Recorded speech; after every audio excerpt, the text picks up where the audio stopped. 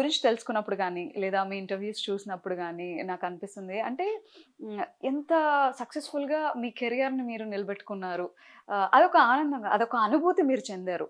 అటు నాటకాలను, ఇటు సినిమాలను ఏలుతూ వచ్చారు ఒక మాటలో చెప్పాలంటే.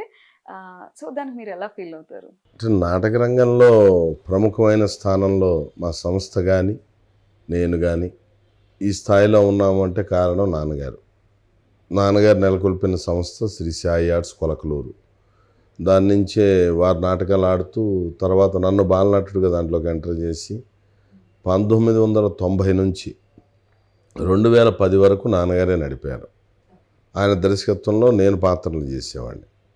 2010 నుంచి సంస్థ పగ్గాలు నాకు అప్పగించి, అంటే నాటక సంస్థ చిన్నదిగా వినపడుతుంది కానీ లోపలికి వెడితే పెద్దదిగా కనపడుతుంది.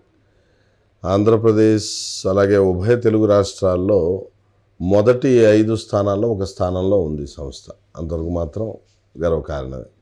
ఆ స్థాయికి రావడానికి తోటి నటీనటులు, సాంకేతిక నిపుణులు అందరూ కారణమే. ఓకే. ఒక నాటక రంగంలో ఒక సంస్థని స్థాపించి దాన్ని ముందుకు తీసుకెళ్లటం అది క్లిష్టతరంగా ఉంటుందా? చాలా చాలా చాలా కష్టతరం. ఫైనాన్షియల్‌గా స్ట్రగుల్స్ ఉంటాయా సార్? ఫైనాన్షియల్గా ఎవరు సపోర్టర్స్ ఉండరమ్మా దీనికి. మనమే ఇప్పుడు సపోజు ఒక 1 అవర్ నాటిక తయారు చేయాలి అంటే ఎంచుకున్న కథాంశాన్ని బట్టి మినిమం 50,000 రూపాయల నుంచి 1,00,000 రూపాయల వరకు అవుతుంది తయారీ ఖర్చు. ప్రాథమికంగా మొదట ఒక ప్రదర్శనకి తయారవటానికి ఎంచుకున్న కథాంశం ప్రకారంగా. దానికి ఎవరు స్పాన్సర్స్ ఉండరు, ఇది ఉండదు. ఆటోమేటిక్గా మనమే దానికి పెట్టుబడి పెట్టుకొని చేసుకొని అవి రిఫండ్ వస్తాయన్న ఆశతో ముందుకు వెళ్ళకూడదు. మనం సిన్సియర్గా తయారైతే గనక వేదికలు తెలుగు నాటక రంగంలో చాలామంది నాటకం అంతరించిపోయింది అంటూ ఉంటారు కానీ అది కరెక్ట్ కాదు. ఎందుకంటే తెలుగు రాష్ట్రాల్లో 100 వేదికలు ఉన్నాయి. అంటే 100 చోట్ల నాటక ప్రదర్శనలు జరుగుతూనే ఉంటాయి. సిన్సియర్గా తయారయ్యి మన నాటక ప్రదర్శన బాగుంటే, మనం ఎంచుకున్న కథాంశం బాగుంటే ఖచ్చితంగా బిజీగా ఆడిన 60 నుంచి 70 ప్రదర్శనలు ఆడచ్చు. ఓకే. ఆహా! ప్రేక్షకులు కూడా అలాగే వేల సంఖ్యలో ఉన్న ఊళ్ళు ఉన్నాయి, వందల సంఖ్యలో ఉన్న ఊళ్ళు ఉన్నాయి. ఓకే. మంచి ఆదరణ ఉంది, దాంట్లో తేడా లేదు. సో, ఆదరణ అప్పటికి ఇప్పటికి ఏమన్నా మారిందనుకుంటున్నారా? యాజ్ ఇట్ ఈజ్ యథావిధిగా ఉంది అనుకుంటున్నారా? అంటే నేను 1990 నుంచి ఇప్పటి వరకు చూసిన ఈ 34 సంవత్సరాల్లో సంఖ్య తగ్గిన మాట వాస్తవమే కానీ ఆదరణ తగ్గలేదు. ఎందుకంటే ఒక నాటక ప్రదర్శన చేయాలి అంటే 15,000 20,000 ప్రదర్శనకి మనల్ని ఏ గ్రామం వారైతే పిలిచారో ఆ వేదికకి సంబంధించిన వాళ్ళు డబ్బులు ఇస్తారు. అవి ఇవ్వాలి అంటే గనక అందరూ స్పాన్సర్స్ని ఎత్తుక్కోవాలి. అంటే ఇది ప్రభుత్వ సహాయం లేకుండా వ్యక్తి సహకారం, వ్యక్తుల సహాయంతోనే ముందుకు వెళుతున్న రంగం ఇది. ప్రభుత్వ సహాయం కూడా ఉంటే కొంచెం బాగుంటుంది. సరే, ప్రభుత్వానికి ఉన్న సమస్యల్లో ఇది పెద్ద సమస్యగా మనం పరిగణించడానికి లేదు.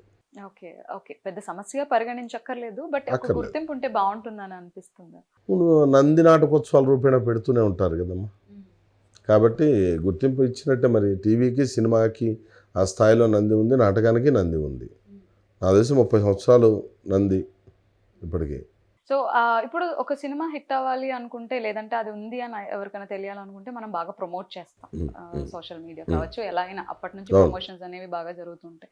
ఇప్పుడు నాటకాలకి ఎలా జరుగుతుంది సార్ ఇలా? ఒక రైట్, మంచి మంచి నాటకం మంచి మాట అడిగారు. నాటకానికి ప్రమోషన్ అంటే అర్థం ఏంటంటేనమ్మా, చాలా వేదికల వాళ్ళు పోటీలు నిర్వహిస్తారు ఎక్కువ శాతం.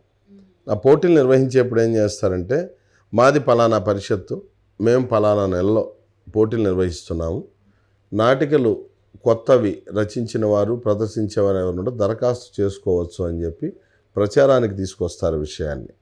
ఇప్పుడు సోషల్ మీడియా వచ్చింది కాబట్టి వాట్సాప్ గ్రూపుల్లో కానీ, లేకపోతే మిగతా చోట్ల కానీ అట్లా, లేకపోతే స్నేహితుల ద్వారా కానీ, అనుభవపూర్వకమైన కళాకారులు, ఇంతకుముందు టీం వాళ్ళు, సాంకేతిక నిపుణులు, ఇలా అందరికీ తెలుస్తుంది. అంటే ఒక ఆఫీసులో ఉద్యోగాలు ఖాళీ ఉన్నాయని ఆఫీసులో ఉద్యోగం చేసేవాడికి ఎలా తెలిస్తే తన ఫ్రెండ్స్కి ఎలా చెప్తాడో అలా చెప్పుకుంటాం. చెప్పుకొని సర్టన్ ఆ టైంకి వాళ్ళకి దరఖాస్తు చేసుకొని వాళ్ళు ఏం చేస్తారంటే, ఒక ఉద్యోగాన్ని ఇంటర్వ్యూకి పిలిచినట్టుగా మన ప్రదేశానికి మన ఊరే వచ్చి ఆ పరిషత్తుకు సంబంధించిన ఒక నిర్వాహకుడు, ఒక బాధ్యుడు వచ్చి మన నాటక ప్రదర్శనని మేకప్ లేకుండా ఊరికే రఫ్గా చూస్తారు.